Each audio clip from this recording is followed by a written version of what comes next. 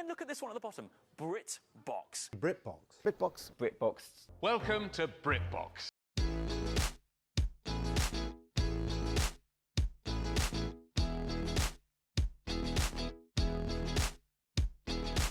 Hey guys, it's Jack from TechFusions here, and today we are going to be looking at the new British streaming service called BritBox.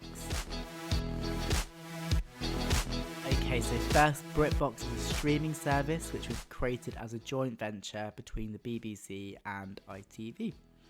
For people outside of the UK, these are two of the largest TV networks that operate in the UK.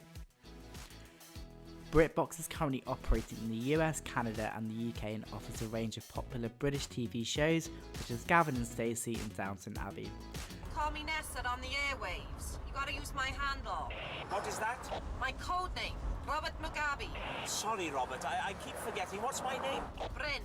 Although BritBox has only recently become available in the UK, it has been available in the US since 2017.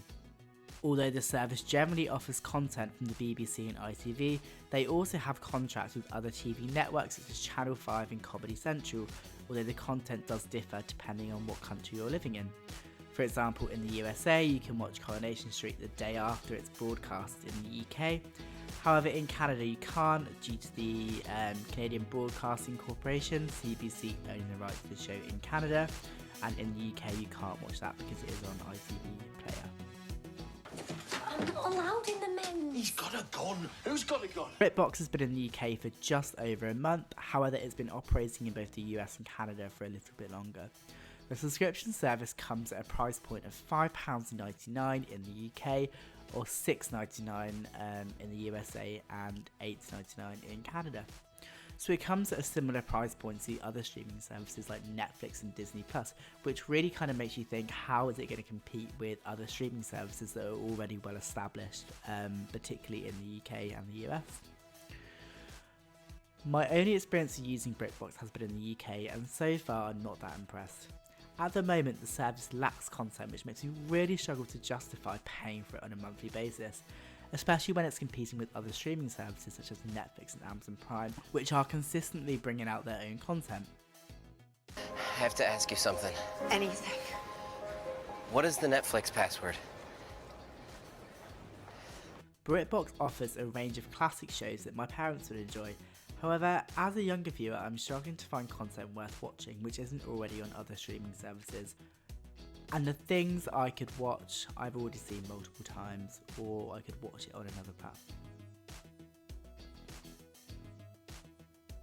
Although I think the service has potential, I think it needs more time to get more content on the platform. I know part of the reason for this is because many other shows are already on other streaming services, although I'm sure this will change in the near future, as many of the shows which are created by the BBC and ITV will eventually become exclusive to BritBox only.